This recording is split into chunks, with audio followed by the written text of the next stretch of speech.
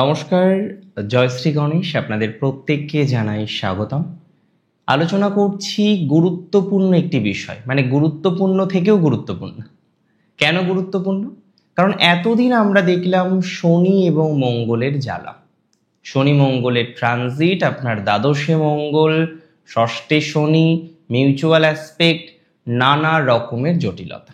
হ্যাঁ, এটা ঠিক 13ই সেপ্টেম্বরের পর মঙ্গল রাশিতে আসছে, জ্বালা কিছুটা কমবে। কেন কিছুটা বললাম? এই নিয়ে আমি ভিডিও আপলোড করেছি যে পজিটিভিটি আসবেই, বাধাটা অনেকটা মিনিমাইজ হবে।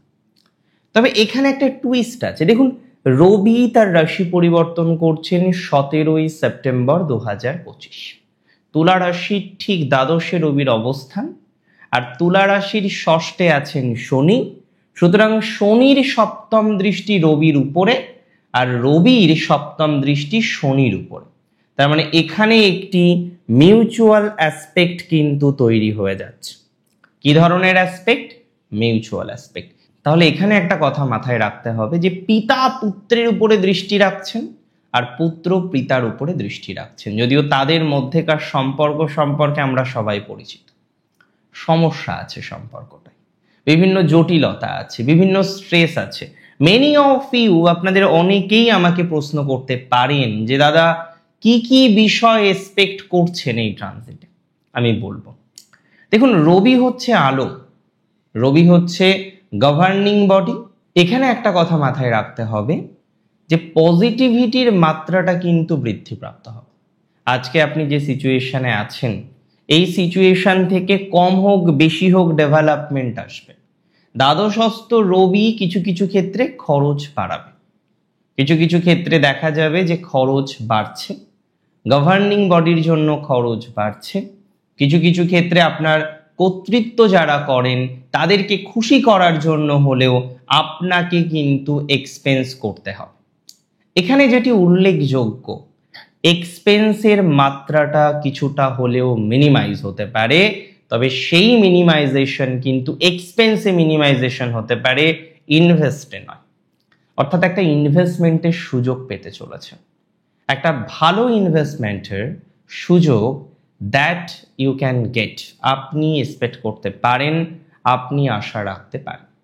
আমি কার্যত মনে করি একটা সুযোগ আসবে যেখানে আপনি কিছু সঠিক বিনিয়োগ করতে চলেছেন বা কিছু সঠিক বিনিয়োগ করতে পারবেন।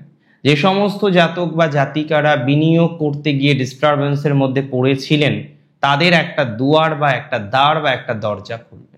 সরকারি সংক্রান্ত বিষয়ে যারা একটি প্রকৃত জায়গা তৈরি করতে পারছেন না, তারা অনেকটাই পজিটিভ ভাইবস কিন্তু পাবেন।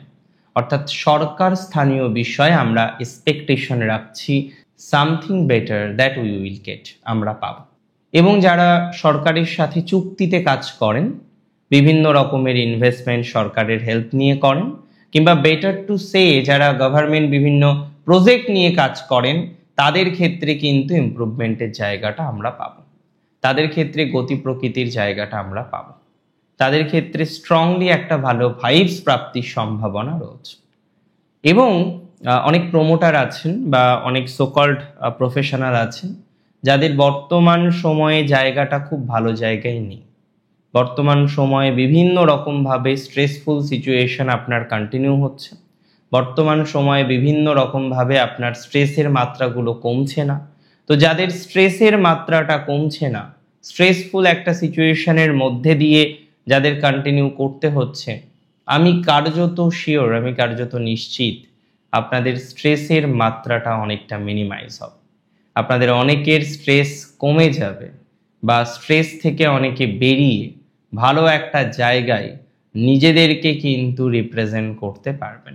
স্ট্রেস কমতে চলেছে, স্ট্রেস অনেকটাই কমে যাবে, এতটুকু শিওরিটি আমি দিচ্ছি, বা এতটুকু অ্যাসিওরিটি কিন্তু আমি আপনাকে প্রোভাইড করছি।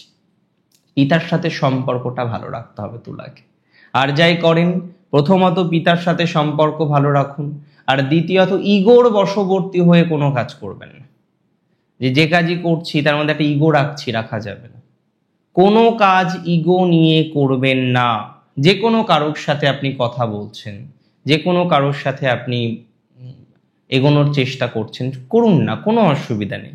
বাট কোনো ইগোর বশবর্তী হয়ে কাজ করবেন না, সেটা আপনাকে নেগেটিভ রেজাল্ট দিতে পারে। ইগো যেন না আসে, ইগো যেন গুরুত্ব না পায়। জেদ করে, ইগো করে, কারোর উপর জেদ ধরে ক্ষতি করার চেষ্টা করা বা কাউকে বিপদে ফেলার চেষ্টায় নিজের বিপদ কিন্তু বাড়তে পারে। আপনি ইম্পর্টেন্ট আমার কাছে, আপনার সুস্থতা আমার কাছে গুরুত্বপূর্ণ, আপনার ভালো থাকাটা আমার কাছে গুরুত্বপূর্ণ। তাহলে এখানে যেটা মাথায় রাখতে হবে, যাতে আপনি এই সামান্য বিষয়টাকে নিয়ন্ত্রণ করতে পারেন, যাতে আপনি আপনার ইগো, আপনার জেদ, আপনার বিভিন্ন রকম বিষয়কে কন্ট্রোল করতে পারেন। It is very very very important. এটা মাথায় রাখতেই হচ্ছে। এটা যত ভালোভাবে, সুস্থভাবে, স্বাভাবিকভাবে আমরা মাথায় রাখতে পারবো, ততটা ইমপ্রুভমেন্টের জায়গা আমাদের জীবনচক্রে কিন্তু আসবে। আমি প্রসঙ্গত আপনাদের একটি কথা জানাতে চাই। অনেকে আছেন যারা হিউজ লগ্নি করার পর দীর্ঘদিন হলো লগ্নিকৃত অর্থ আসছে না। হিউজ লগ্নি করার পর বুঝতে পাচ্ছেন যে একটা ভুল লগ্নি হয়ে গেছে। সেই লগ্নিকৃত অর্থ এখন কিভাবে পাবেন সেটা বুঝতে পাচ্ছেন না। কোনো ফ্রেন্ডের পাল্লায় পড়ে বা কারোর পাল্লায় পড়ে আমার মনে হয় যে আপনি একটা ভুল ডিসিশন অলরেডি নিয়ে ফেলেছেন। তো যারা ভুল ডিসিশন নিয়ে ফেলেছেন বা যারা এই ধরনের একটা বিষয়ের মধ্যে প্রবেশ করে গেছেন, আমি মনে করি তাদের একটু বুঝে শুনে কিন্তু পথ চলতে হবে। যদি আমরা বুঝে শুনে পথ চলতে পারি, ইমপ্রুভমেন্ট হবে। অনেকে গাড়ির ব্যবসা করে, করুন না, আপনার ব্যবসা আপনি করুন। ঈশ্বর আছেন, তিনি সহযোগিতা করবেন, তিনি যতটা সম্ভব আপনাকে হেল্প করা যায় করবেন। আপনার প্রচেষ্টা থাকবে যাতে আপনিও একটু ভালো জায়গায় নিজেকে রিপ্রেজেন্ট করতে পারেন। কিন্তু সমস্যা যেটি আছে জানেন তো, যে আজকে আপনি পূর্ণাঙ্গ নিজের সমস্ত সমস্যাগুলিকে ম্যানেজ করতে পারছেন না। সমস্যাগুলিকে ম্যানেজ করতে গিয়ে আপনার নানা রকম বাধার সম্মুখীন হতে হচ্ছে, বিভিন্ন রকম ব্লেমিং পাচ্ছেন। যদিও এই ট্রানজিট কিছু ফলস ব্লেমিং এর জায়গা বৃদ্ধিপ্রাপ্ত করতে পারে, এই ট্রানজিট কিছু কিছু ক্ষেত্রে ফলস ব্লেমিং এর জায়গা বাড়াতে পারে, কিছু কিছু ক্ষেত্রে ফলস ব্লেমিং এর মাত্রা বৃদ্ধিপ্রাপ্ত করতে পারে। তাহলে এই ট্রানজিটের প্রভাবে ফলস ব্লেমিং কিন্তু বাড়বে, এই ট্রানজিটের প্রভাবে ফলস ব্লেমিং এর সম্ভাবনা কিন্তু বৃদ্ধিপ্রাপ্ত হবে। তাহলে এটা আমাদের খেয়াল রাখতে হবে, এটি আমাদের কার্যত খেয়াল রাখতে হচ্ছে, যাতে আপনাকে কেউ বিনা কারণে ব্লেম করতে না পারে। আবার ধরুন আপনি দেখলেন যে আপনাকে কেউ বিনা কারণে ব্লেম করলো এবং আপনি অত্যন্ত অ্যাগ্রেসিভ হয়ে গিয়ে একটা ডিসিশন নিলেন, সেটা কিন্তু নেওয়া যাবে না, তাতে প্রবলেম বাড়তে পারে।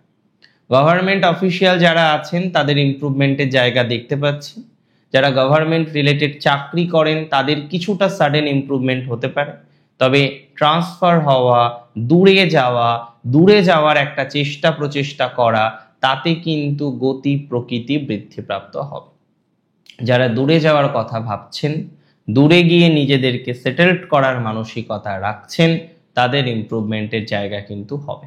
বিদেশ যাত্রার ক্ষেত্রে সময়টা শুভ, দূরে যাওয়ার ক্ষেত্রে সময়টা শুভ, যে কোনো বৈদেশিক পরিকল্পনার জন্য সময়টা শুভ। সো বৈদেশিক পরিকল্পনা করা যায় এই ট্রানজিটে। 1 মাসের ট্রানজিট, 17ই সেপ্টেম্বর থেকে 1 মাস। বাধা আছে, অনেক ক্ষেত্রে মেপে মেপে চলতে হবে, অনেক ক্ষেত্রে বুঝে বুঝে চলতে হবে, মানুষ চিনে চলতে হবে। জানেন তো, জীবনের সব থেকে কঠিন বিষয় হলো মানুষ চেনা। আমরা মানুষ চিনতে পারি না, আমরা কাকে বিশ্বাস করব এই প্রকৃত ধারণাটা তৈরি করতে আমাদের অনেক সময় লেগে যায়। তাই মানুষকে চিনতে হবে, মানুষকে জানতে হবে। প্রকৃতভাবে যদি আমরা পরিকল্পনা করি যে মানুষকে চিনবো, মানুষকে জানবো, এই পরিকল্পনাটা যদি প্রকৃতভাবে আমরা করতে পারি, আমরা সত্যিই মানুষ চিনতে পারবো, মানুষ জানতে পারবো।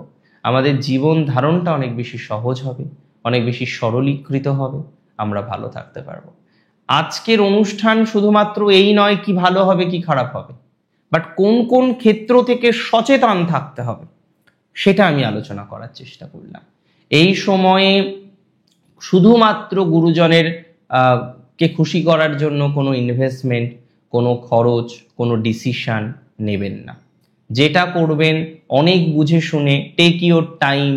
কোনো কাজে অতিরিক্ত তাড়াহুড়ো করবেন না, সময় নিন, সময় নিয়ে একটা পরিকল্পনা করুন, আমি তো মনে করি ভালো প্রভাব আসবে।